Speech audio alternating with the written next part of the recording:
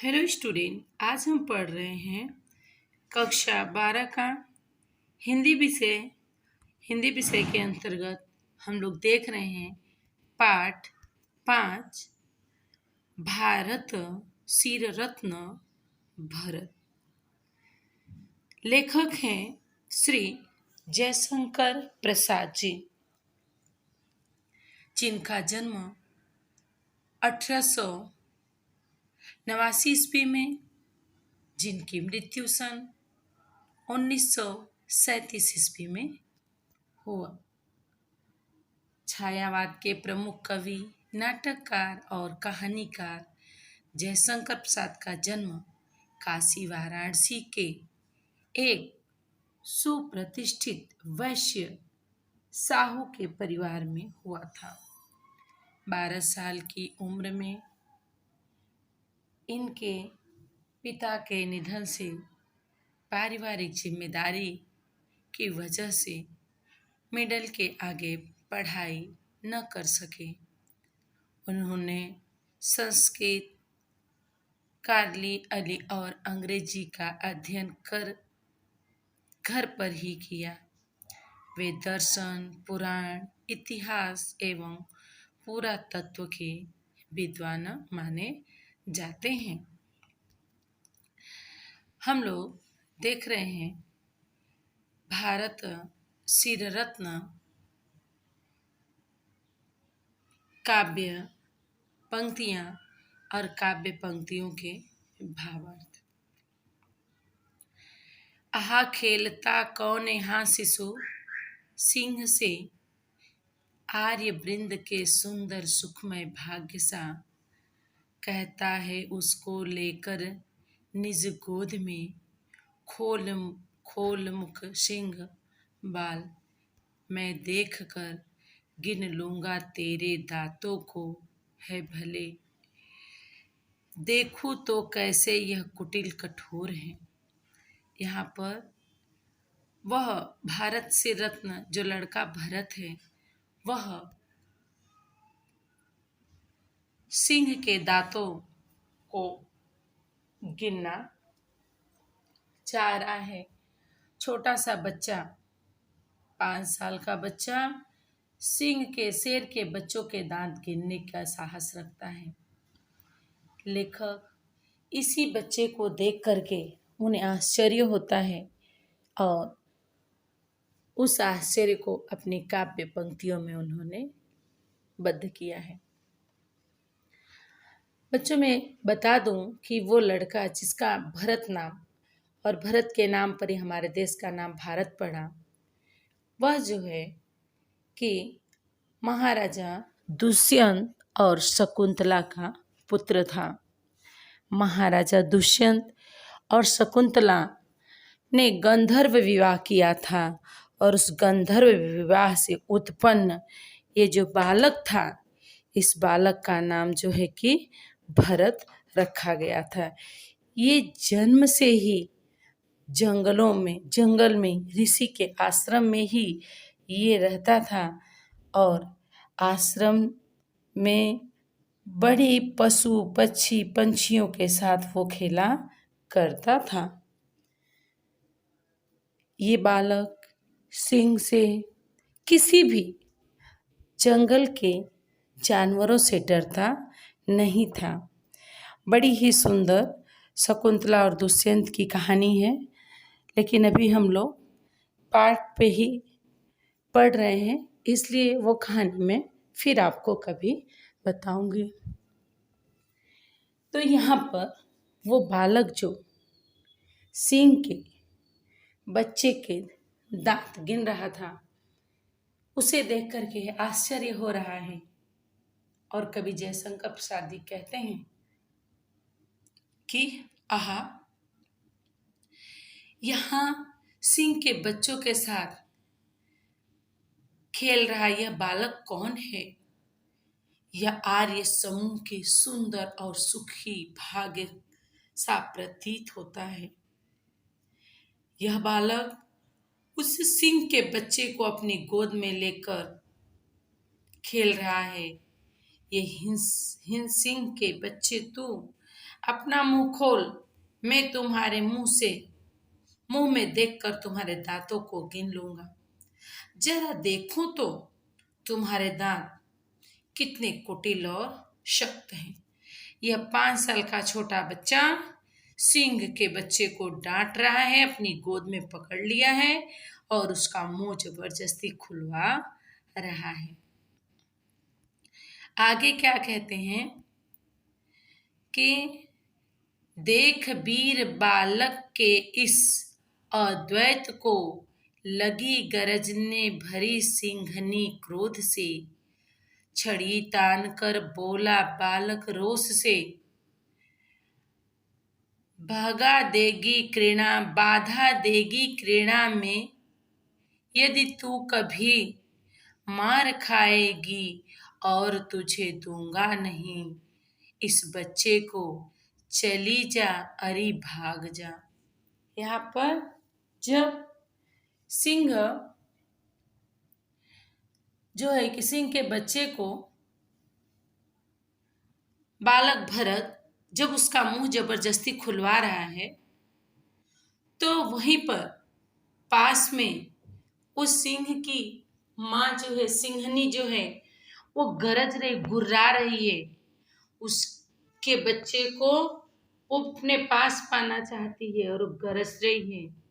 उसकी गरजाहट और गुर्राहट को देख करके बालक भरत कहता है अरे भाग जा, कह रहा है कि भाग जा। देख वीर बालक, कह रहे कि इस बहादुर बालक की धृष्टा को देखकर गुस्से से भरी हुई सिंहनी दहाड़ने लगी। यह देखकर बालक भरत ने गुस्से से कहा, यदि तू मेरे इस खेल में खलल डालेगी तो कभी मार खाएगी। फिर मैं तुम्हारे इस बच्चे को तुझे दूंगा नहीं। बालक ने उसे डांटते हुए कहा कि जा, भाग जा, जल्दी यहाँ से भाग जा, नहीं तो तेरे बच्चे को मैं कभी भी तुझे नहीं दूंगा। तू मेरे इस खेल में खलल बिल्कुल मत डाल। आगे कहा, आहा कौन यह वीर बाल निर्भीक है, कहो भला भारतवासी हो जानते। यही भरत वह बालक है जिस नाम से भारत संज्ञा पड़ी इसी वीर भूमि की। यहाँ पे वीर भूमि की होनी चाहिए।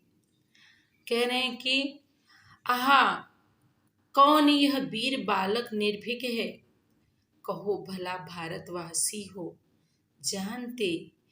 यही भरत वह बालक है जिस नाम से भारत संज्ञा पड़ी इसी वीर भूमि की। भावार्थ देख रहे हैं, यह बालक कश्यप ऋषि के विद्यापीठ में शिक्षा पा रहा है। यह निर्भीक बालक बहादुर है, वीर है, पर कौन है? कवि स्वयं जवाब देते हैं, तुम सब जानते हो, यह बालक वही भरत है जिसके नाम पर इस उत्तम देश का नाम भारतवर्ष पड़ा है। हमारे भारत देश का नाम इसी बालक के नाम पर पड़ा है।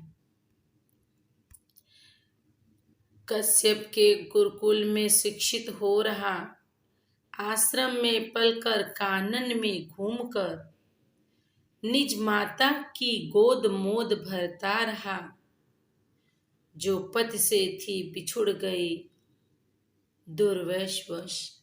कह रहे हैं, कश्यप के गुरुकुल में शिक्षित हो रहा, आश्रम में पलकर कानन में घूमकर, निज माता की गोद मोद भरता रहा, जो पति से बिछुड़ गई दुर्भाग्यवश। मैंने बताया आप लोगों को कि ये जो है शकुंतला कश्यप ऋषि के आश्रम में रहती थी और जो है कश्यप ऋषि के आश्रम में उनकी सेवा करती थी।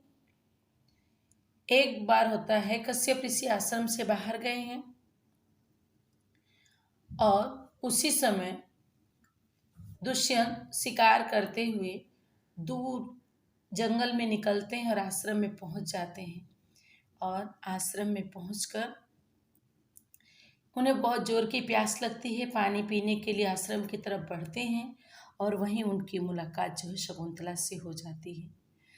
दोनों की आंखें मिलती है, दोनों एक दूसरे को हृदय से प्रेम करने लगते हैं। दुष्यंत चाहते हैं कि मैं शकुंतला से विवाह करूं। वो अपना मत स्पष्ट रखते हैं क्योंकि वो राजा हैं, चक्रवर्ती सम्राट हैं। लेकिन शकुंतला कहती हैं कि मेरे पिता और संरक्षक के रूप में गुरु कश्यप मुनि हैं और वो भी आश्रम में नहीं हैं, यज्ञ के लिए वो दूर देश गए हैं। वो कहते हैं ठीक है, ऋषि आएंगे तो मैं तुम्हें लेकर जाऊंगा, लेकिन इससे पहले मैं तुम्हारे साथ गंधर्व विवाह करूंगा। और इस तरह से दुष्यंत जो शकुंतला के साथ गंधर्व विवाह कर लेते हैं। लेकिन होता यूं है कि गंधर्व विवाह करके कुछ दिनों बाद वो चले जाते अपने राज्य को और कहते हैं जब ऋषि आएंगे तो मैं जो है तुम्हें विदा कराकर अपने घर ले जाऊंगा। शकुंतला जो है कि उनकी याद में खोई रहती है। अचानक एक दिन होता है कि कश्यप ऋषि आते हैं, शकुंतला का नाम से उच्चारण करते हैं, लेकिन शकुंतला उनकी बातों का जवाब नहीं देती है। तभी ऋषि को क्रोध आता है और ऋषि कहते हैं जा, जिसकी याद में होकर के तूने मेरा अपमान किया है, मुझे भूल गई, मेरी आवाज़ नहीं सुन रही है, वो तुझे भूल जाएगा। और सच में आशीर्वाद का यही परिणाम होता है कि राजा भूल जाते हैं कि शकुंतला उनकी पत्नी है, कभी उन्होंने विवाह भी किया था। क्लियर? तो इस तरह से बच्चे को गंधर्व विवाह कर चुकी थी। उनके गर्भ में दुष्यंत का बालक पल रहा था, लेकिन वो भूल चुके थे, इसीलिए ऋषि के आश्रम में उस बच्चे को जन्म दी थी अपने पति से बिछोड़कर। क्लियर? यह बालक कश्यप ऋषि के विद्यापीठ में शिक्षा पा रहा था। यह इसी आश्रम में पलकर और वन में घूमकर अपनी माँ को खुशियां प्रदान करता रहा। वह माँ जो दुर्भाग्यवश अपने पति से बिछुड़ गई थी।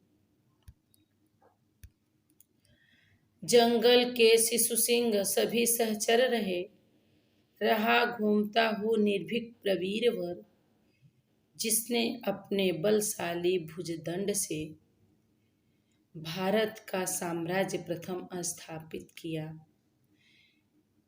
वही वीर यह बालक है दुष्यंत का। कह रहे हैं कि जंगल के शिशु सिंह सभी सहचर थे। जंगल के जितने भी पशु थे, सारे पशु जो है कि इस बालक के साथी थे, सहचर थे। यह बालक उन्हीं के साथ रहता था। सभी जंगल के जानवर, सिंहों के बच्चे सब उसके मित्र थे और वह उन्हीं के साथ जंगल में निर्भीक होकर के, बेफिक्र होकर के घूमता था। जिसने अपने बलशाली भुजदंड से भारत का साम्राज्य प्रथम स्थापित किया। वही वीर यह बालक है दुष्यंत का यह पुत्र था। भारत का शिर रत्न भरत शुभ नाम है। यह बालक जो है कि भारत की भूमि पर जन्मा कश्यप ऋषि के आश्रम में, और जो है कि यह अपने भुजाओं के बल पर भारत का विशाल साम्राज्य स्थापित किया। और विशाल साम्राज्य स्थापित करने के कारण यह बालक जो है कि अपने नाम पर भारत देश का नाम रखकर भारत देश की गरिमा को बढ़ाता है। जंगल के सिंहों के सभी बच्चे इस बालक के साथी रहे। यह महान वीर बालक यहाँ निडर होकर घूमता रहा। इस वीर बालक ने अपने भुजबल यानी भुजाओं के बल से सबसे पहले भारत के साम्राज्य की स्थापना की। यह महाराजा दुष्यंत का वही वीर बालक है जो हमारे देश भारत के माथे का मुकुट है और जिसका नाम भरत है। इस बालक के इस निर्भीकता और इस साहस जो बचपन से कूट कूट कर भरा था, इसने एक विशाल भारत के साम्राज्य की स्थापना की और अपने ही नाम पर इसने जो है कि हमारे देश का नाम भारत रखा। आगे जो कहानी की लाइनें थी, मैंने बताया कि कश्यप ऋषि ने श्राप दिया और उस श्राप के कारण जो है कि दुष्यंत शकुंतला को भूल गया। लेकिन होता यह है कि जब दुष्यंत शकुंतला को आश्रम में छोड़कर जा रहे थे तो उन्होंने अपनी एक अंगूठी दी थी कि ये मेरी एक निशानी तुम लो, और वो चला जाता है। जब शकुंतला रोने लगती है, गिड़गिड़ाने लगती है और अपनी स्थितियां कहती है कि मैं उसके बच्चे की माँ बनने वाली हूँ, ऋषि को बहुत पश्चाताप होता है और वो जो है क्या करते, कहते हैं कि एक उपाय है कि वो तुम्हें याद करेगा। श्राप तो वापस में नहीं ले सकता, पर एक उपाय है कि वो तुम्हें जो है कि पहचान लेगा। अगर उसकी दी हुई कोई निशानी तुम्हारे पास हो तो तुम उसे जो है कि दिखाओगे तो वो तुम्हें पहचान लेगा। शकुंतला खुश हो गई। उसने बोला उसका दुर्भाग्य सौभाग्य में बदल गया। उसने ऋषि को वह मुद्रिका दिखाई। ऋषि जो है उस मुद्रिका को देख करके प्रसन्न होते हैं और शकुंतला को लेकर के जो है कि आश्रम में पहुंचते हैं। शकुंतला को लेकर के आश्रम में पहुंचते हैं और उन्हें पूर्ण विश्वास हो जाता है कि वो जो है कि एक नौका की व्यवस्था करवाते हैं और नौका के माध्यम से वो जो है कि नदी पार कर उस भरत के राज्य में पहुंचने का प्रयास करते हैं।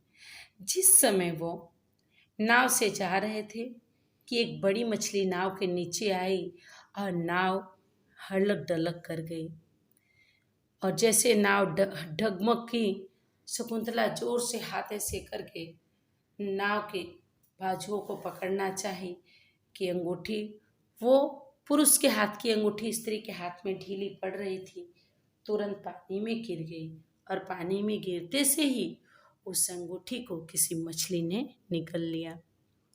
अब ये ऋषि कश्यप शकुंतला जाते तो हैं राजा के राज्य में, मगर बहुत कहने पर भी राजा कुछ याद नहीं आता और वो इनको वहाँ से भगा देता है।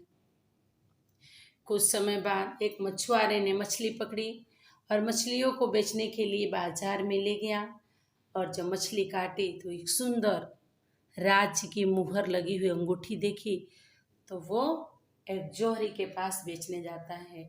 और जौहरी कौन? जो उस राज्य की राज मुद्रा बनाता है, उसी जौहरी के पास वो अपनी बनाई हुई अंगूठी पहचानता है कि यही अंगूठी तो मैंने राज्याभिषेक के समय महाराजा को लिए बनाई थी, तो यह अंगूठी तो महाराज की है।